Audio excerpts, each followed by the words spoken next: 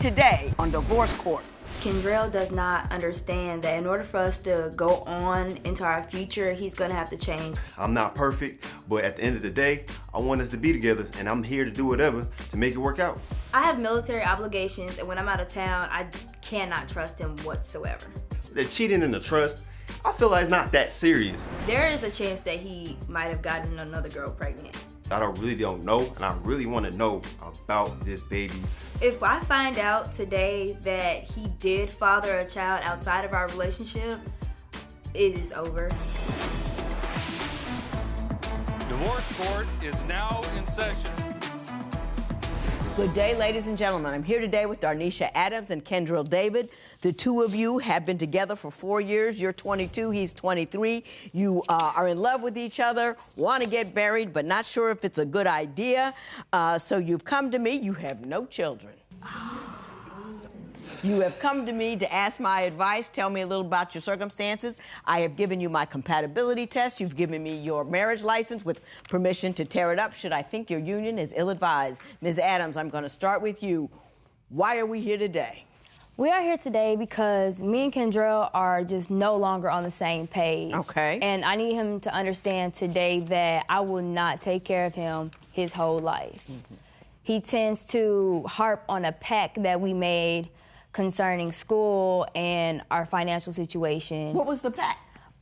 He's further along in school than I am, so the pact was that he'll continue school and finish out school while I already had a apartment and everything because I need to have everything in my name. My mama didn't raise a fool, like, you know, but I had a foundation, and if ever he messed up, I could just put him out. But that was our pact, that I would take care of the home front while he finished school. Mm-hmm. But we also threw in there when he gets refund checks or any type of income that he will assist me with the finances because I can't do it all by myself. Even though I maintain it, you know, some help would be appreciated. Mm-hmm. So every time, like, he gets a check or something, I'll ask him, hey, the bill is this much. Do you mind, you know, throwing me something towards this? And sometimes, you know, I say it in a way that's, I wouldn't say it's a setup per se, but I'll say, oh, the bill is $60 this month. It's going to be $60 next month, like, just to see if he'll give me more than what I'm asking for. And what happens? He'll spend his check on a game system or some clothes, or, you know, he'll give me the $60.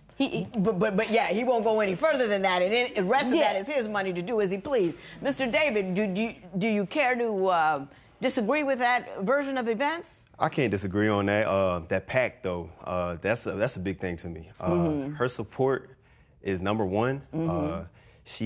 We came to agreement that I'll finish school and I'll take care of her after I graduate, because I have things lined up where I'll be able to be the bread feeder. I'll feed the whole household. Gotcha. But she's complained. She made an agreement. Yeah, she said, "Look, let me go to school. I will have you while you go to school." Exactly. And now she's complaining that that's what's going on. Yeah, that's what she's saying. But he's also forgetting the rest of the pact. Okay, tell me what that is. When he does get his refund check or any type of income, he will help me pay some of the utilities. And those are the things I complain about. Okay, now, Mr. David, we understand what the pact is. Yes. But she's your woman. Yes. You know what I mean? Is there economic trouble that you get into and you say, well, it's not my job, and you spend your money on other things? Okay, it was a situation where I had a little extra money left over from my refund check. I gave half on the rent, but I went out to spend my money on the Xbox. I felt like I should be able to treat myself. I'm in college. I'm out here stressing, going to class. We had the pact. Now listen, you're gonna talk about I'm out here stressing, going to class. You're looking at a woman who's been through a couple of schools, all right? You know what I'm saying? I know what it is. Yes. There weren't any Xboxes in my day, but come on. Come on now. I messed up on that, per se. I did. I tried to make it better, but she was still... Do you get mad and stay mad?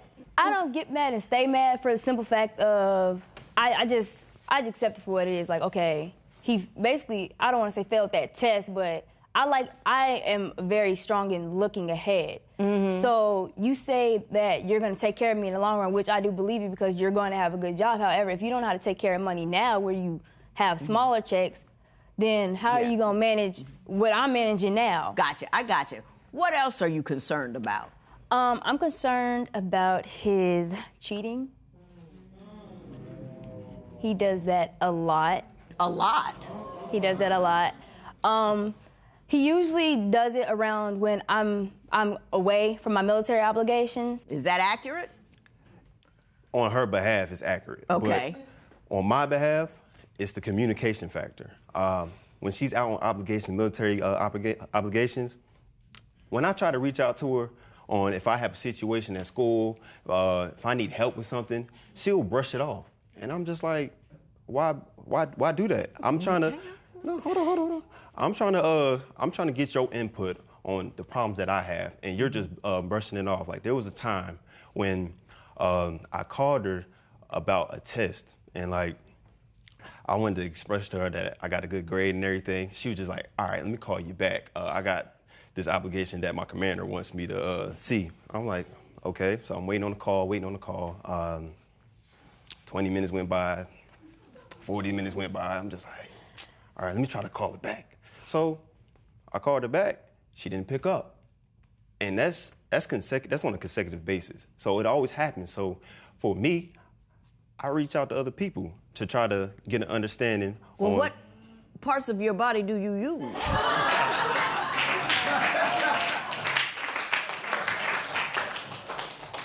I mean, I like to talk. I talk a lot. I talk to a lot of people. Have you cheated on her while she was out? Okay, it was an instance where she may have walked in on me when I was getting a little bit of oral pleasure. It wasn't. Let us discuss what is cheating and if that applies. Do you want to know what he said he considers cheating? I bet you do, and I'm gonna tell you. He said if he wants to do a sexual act and you're not doing it, he believes he could do it with another woman, and that does not constitute cheating. Exactly. He actually wrote this down on a piece of paper.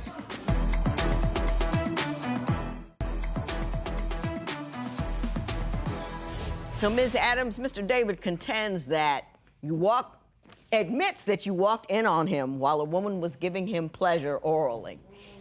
He says that that's not really, it wasn't a big deal, it's not cheating. Tell me about your point of view on his exploits. The time he is referring to is when I was away for roughly 3 months, and I was not aware that I would be leaving as early as I did, but I didn't want to tell him that because, I want to surprise him. You know, sometimes you like to do something to shake it up. So I already put him out by this time. So he was at his sister's house. Why had you put him out? I put him out because I caught him texting a friend of mine, and they were basically not talking how friends should talk. Gotcha. Especially if it's my friend. Gotcha. And what he likes to do is he likes to save them under different names or like food place names or something totally outlandish that he'll think that I wouldn't know what it is. So I did go through his phone. Yep, I did. She had no right doing that, Your Honor. It was in my house. I can do it. And she don't pay my bill, so. Do I? Mr. David, yes. I'm going to readjust you in a little while. Not right now, but I'm going to readjust you. Ms. Adams, so tell me about what you walked in on and what other evidence of cheating you have. When I went to his sister's house, she opened the door, she let me in, and she was like, oh yeah, he's in the back studying. And so I went to his room. I lost my mind. I was like, what is going on? Like, who is this? What are you doing? What is going on? Now, I was taught go after the man. I wasn't taught to go after the woman. There you go. So I went after him while she got her little Well, stuff not go after him. I'm not signing off to go after him. You'd be angry with the man, but no hands on. But go ahead. I didn't put hands on him. I was just, real firm and strong, like, what is you doing? What do you have going on? And she, ran out, and he was just like, you're never here. Basically, he tried to flip the script on me, saying, you're not here.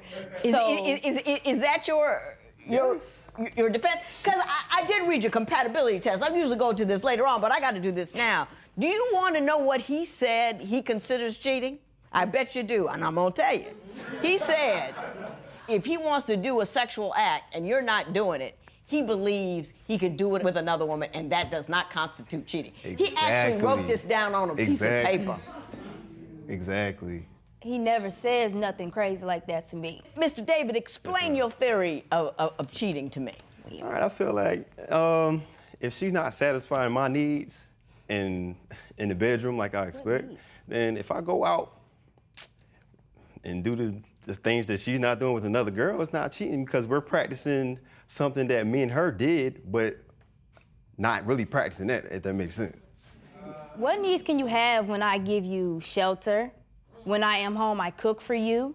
I make sure the house is clean when you lay your clothes around the house. But you're not emotionally there, though. Emotionally? In what ways is she not emotionally there? So, I play basketball sometimes. I got a little intramural league. I want to call her about my day and tell her, like, how many points I scored. Like, if I'm crossing people up, something like that, she's not there for any type of support. And it's just like, why even bother try to reach out to you? The game he's referring to, I worked. I am a referee at that same place. I'm the referee, so I was on the other side of the court working. But you didn't ask how I did though. So it's kind of hard when I had 2 technical fouls to deal with. I can't. I'm talking about after the fact too. We driving the same car. Mr. Davis, you're coming up so light and so tired and so trifling and so tacky. I'm gonna stop you for your own good. Do you know for a fact that Mr. David is the father of that baby? From what I hear from him, no. But then again, you can't really trust everything that come out of his mouth. You can't. There was another significant cheat that Mr. David engaged in. Why don't you tell me about that, Ms. Adams? While I was away again on a military obligation, because he says I'm not there for him emotionally, but I'm always working. I'm busy. I'm in school also. So I have stuff to do also. But I received a message in my social media, and it was basically a girl saying, hey, I just want to let you know that I am pregnant and it's by Kendrell, so you need to leave us alone because we are going to be a family. And when I took it to him and I said, hey, like, this is the same girl I caught you with. Like, I thought you said you weren't talking to her anymore. And he said, well, I don't talk to her anymore. She's lying. She's just trying to break us up. You can go through my phone and see that I have not been talking with her. And I made him block her off Instagram, so. Mr. David? Your response? Look, every time that I reach out to other people, it's because she's not there. I try to get their input on our relationship. But they're not in the relationship with us. I know that, but for me, it's input. Yes, their input. So to make our relationship better. How do you make a baby with input? You put something.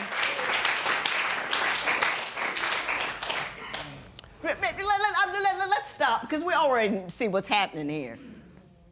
Why are you here on a before your vows with the guy who says the things that he does and does the things that he does? Why are you that valueless? Because we met so long ago, and we have been through so much, and we put so much work. He was not always like this. He was not. He used to be supportive. He was good. He was all that. It's when we got to college and we made this pact that he was like, okay, well, you know, he stopped working as hard. He lost that drive that I used to love about him. But we also put into work, and I don't have time to be going out and starting over when I already had my foundation set. Oh, Ms. Adams, Ms. Adams, Ms. Adams, Ms. Adams. Do you know for a fact that Mr. David is the father of that baby? From what I hear from him, no. But then again, you can't really trust everything that come out of his mouth, can't you? If it is his baby, what you gonna do? If it is his baby, I cannot stay with him. If you betrayed my trust while I was out trying to make our home, then I can't be with you. You understand that, Mr. David? I hear what she's saying, but listen. Say something intelligent, please. I'm gonna say something very intelligent. Listen. Your Honor, listen to me. We've been together for a long time, and I feel like if a baby is a stepping stone where she can't actually go forward with this relationship, I feel like she really didn't love me like she said she did. It's not my baby. I understand that. I understand that, but Ms. Adams, we got this man to take a DNA test, and we're gonna all know what the DNA test is, and then we're gonna talk about what everybody needs to do from here on.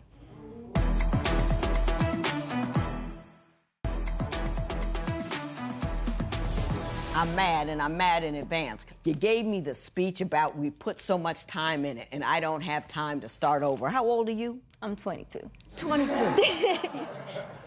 You haven't even started yet. I didn't meet the man I married till I was 27. Didn't date between that time I was 24 and 27 at all. So all that time in, that isn't true, okay? You're a neuroscience major in the Army? Good God!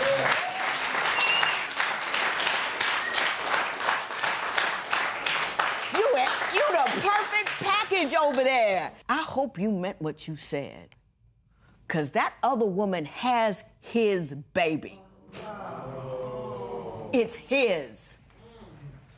I want you to look at it. I want you to put it next to the phone so the next time you think you may call him, you don't do it.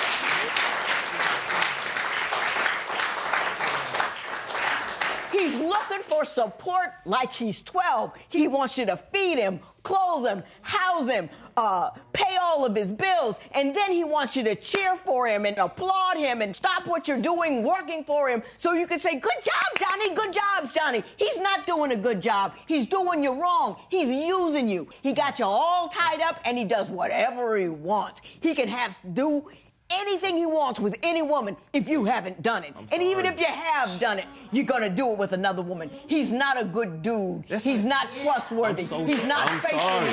He's not good to you. He's not right. He's not. I would talk to you, but you're not. But I don't care if you're sorry, because what you said in here says to me that you feel that you deserve every rotten thing you did. You feel that she needs to give you everything and you need to give her nothing in return. And he's given you nothing. A huge bucket full of nothing but sorrow and angst.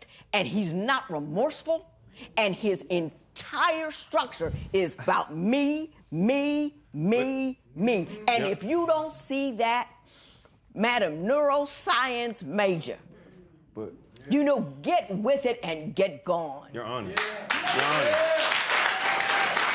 You hear me? Get with it and get gone. Get a moral compass. This matter is adjourned. No.